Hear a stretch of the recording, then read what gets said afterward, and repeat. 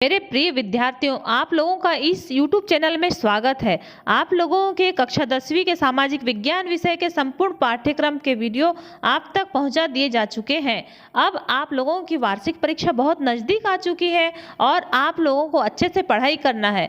और अब हम प्रतिदिन एक एक अध्याय के मोस्ट इम्पॉर्टेंट प्रश्न उत्तर के वीडियो आप लोगों के समक्ष प्रस्तुत करेंगे। लगातार वीडियो प्राप्त करने के लिए आप इस चैनल को सब्सक्राइब करें और वीडियो को अंत तक देखें और अपना अध्ययन जारी रखें। आज हम आपके लिए लेकर के आए हैं अध्याय 6 प्राकृतिक आपदा और आपदा प्रबंधन के मोस्ट इम्पॉर्टेंट प्रश्न उत्तर जो परीक्षा में पूछे जाते हैं। आप लोगों को यह जानकारी होगी कि सत्र 2020 और 21 के चलते और यह 20-21 में कोरोना के चलते आपके सिलेबस में कमी की गई है, तो इसका वीडियो पूर्व में डाला जा चुका है। जो अध्याय परीक्षा में आने वाले हैं उन्हीं के मोस्ट इम्पॉर्टेंट प्रश्न उत्तरों की जानकारी आप लोगों तक पहुंचाई जाएगी। तो देखिए, बहुविकल्पी प्रश्न उत्तर जो पूछे जाते हैं या 1 नंबर में पूछे जाने वाले, तो भूकंप की दृष्टि से भारत का अत्यधिक प्रभावित क्षेत्र तो वो है कच्छ। प्रश्न क्रमांक दूसरा है, दिसंबर 2004 में सुनामी से सबसे अधिक जनहानि हुई थी, तो वह जनहानि हुई थी तमिलनाडु में। और विश्व स्तर पर पहला भू शिखर सम्मेलन आयोजित हुआ था, तो यह ब्राजील में हुआ था, रियो डी जेनेरो में। जैविक आपदा है बर्ड फ्लू, मानव जनित आपदा है तो सड़क दुर्घटना।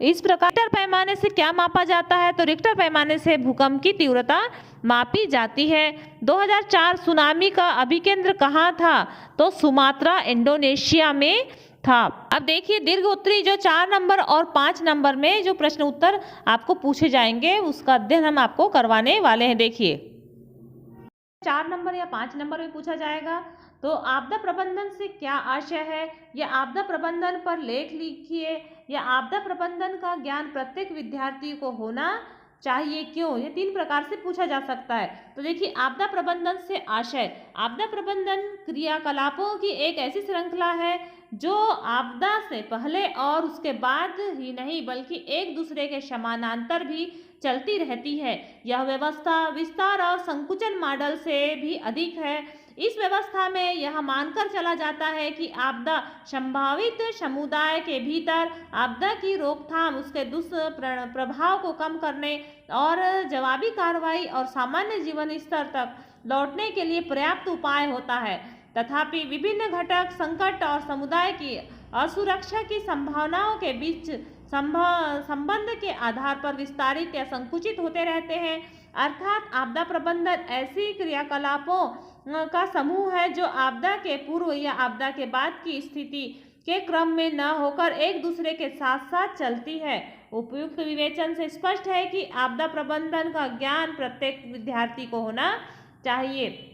अगला प्रश्न पूछा जाता है कि आपदा प्रबंधन से क्या आशय है, इसके प्रमुख तत्व बताइए। तो आपदा प्रबंधन से आशय हमने देख चुका, अब इसके तत्व हैं। तो पहले से तैयारी, इसके अंतर्गत समुदाय को आपदा प्रभाव से निपटने के लिए पूर्व में तैयारी करना चाहिए। राहत और जवाबी कार्रवाई, आपदा से पहले या आपदा के दौरान और आपदा के तुरंत बाद किए गए उपाय जिससे यह सुनिश्चित हो सके कि आपदा के प्रभाव कम हो सके। और फिर है सामान्य जीवन स्तर पर लौटना, ऐसे उपाय जो कि भौतिक आधारभूत सुविधाओं के पुनर्निर्माण तथा आर्थिक और भावनात्मक कल्याण की प्राप्ति में सहायक हो। फिर आता है रोकथाम और दुष्प्रभाव कम करने के लिए योजना बनाना, तो आपदाओं की गंभीरता तथा उनके प्रभाव को कम करने के उपाय बनाने चाहिए। फिर आपदा के प्रभाव देखिए क्या होते हैं। आपदा के प्रभाव, तो आपदा समाज के सामान्य कार्यप्रणाली को बाधित करता है, इससे बहुत बड़ी संख्या में लोग प्रभावित होते हैं। आपदा के कारण जीवन तथा संपत्ति को बड़े पैमाने पर हानि होती है। आपदा समुदाय को प्रभावित करती है और उसमें क्षतिपूर्ति के लिए बाहरी सहायता की आवश्यकता होती है। सभी आपदाओं जैसे भूकंप, बाढ़ और चक्रवात और सूखा, भूस्खलन, आग, महामारी आदि के अपने विशिष्ट प्रभाव होते हैं। फिर नेक्स्ट क्वेश्चन पूछा जाता है, सूखा एवं बाढ़ आपदा किसे कहा जाता है? तो सूखा एक प्रमुख आपदा है जो मानवीय चिंता का प्रमुख विषय रहता है। हमारे राष्ट्र में बहुत कम ऐसे क्षेत्र हैं जहां सूखा की समस्या का सामना नहीं करना पड़ता है। किसी भी क्षेत्र में होने वाली सामान्य वर्षा 25 सेंटीमीटर या उससे ज्यादा कमी होने पर सूखे की स्थिति उत्पन्न होती है। गंभीर सूखे की स्थिति को हम तब कहते हैं जब या तो वर्षा में 50% से अधिक की कमी हो या 2 वर्षों तक निरंतर वर्षा न हो। सिंचाई आयोग की 1972 की रिपोर्ट के अनुसार देश के वे क्षेत्र जहां औसत वार्षिक वर्षा 75 सेंटीमीटर से कम हो और साथ ही कुल वार्षिक वर्षा में सामान्यतः 25% तक परिवर्तन हो, सूखाग्रस्त क्षेत्र कहलाता है। फिर आता है बाढ़। तो किसी बड़े भूभाग में किन्हीं भी कारणों से जल भराव जिससे जन धन की हानि होती है बाढ़ कहलाती है। जलाशयों में पानी की कमी होने या भारी वर्षा के कारण नदी के अपने किनारों पर लांघने या तेज हवाओं और चक्रवातों के कारण बाढ़ों के फटने से विशाल क्षेत्रों में अस्थायी रूप से पानी भरने को बाढ़ कहा जाता है। फिर कभी क्वेश्चन पूछता है कि सुनामी किसे कहते हैं? इसके प्रमुख कारणों का विवेचन कीजिए। तो सुनामी ज्वालामुखी से महासागरीय जलाशय में अचानक हलचल उत्पन्न होती है और महासागरीय जल का अचानक विस्थापन होता है।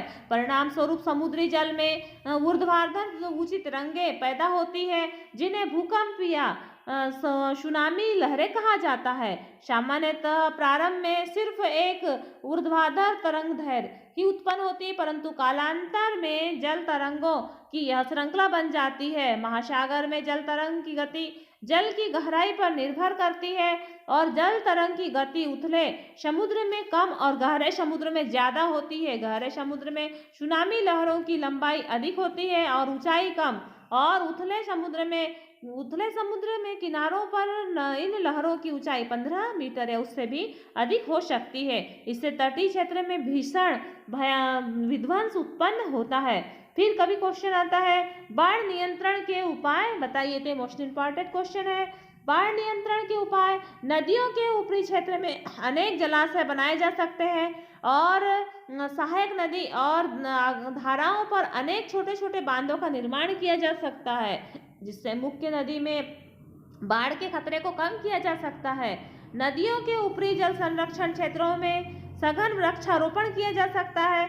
मैदानी क्षेत्रों में अनुपयुक्त भूमि पर जल संरक्षण किया जा सकता है।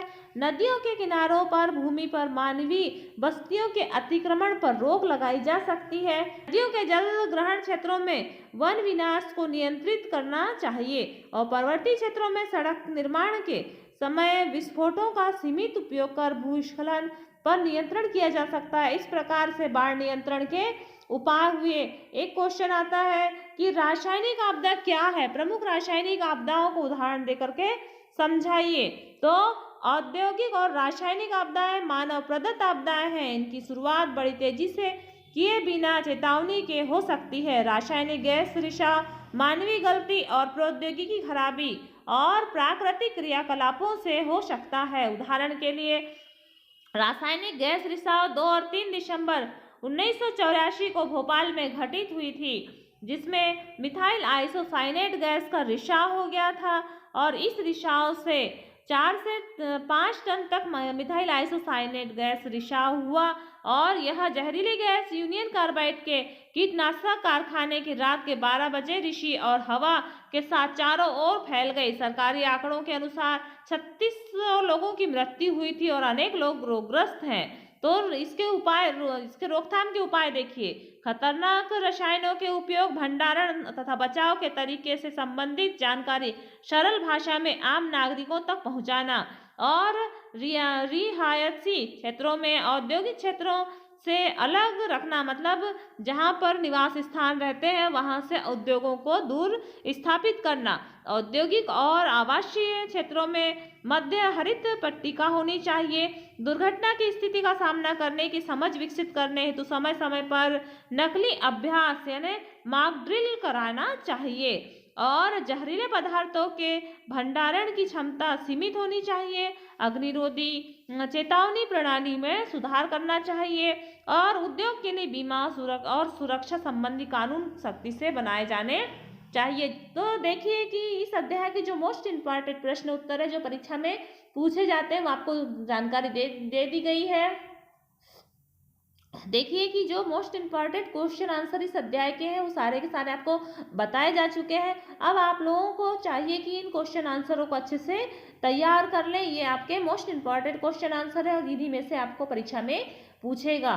तो यह वीडियो देखने के लिए धन्यवाद।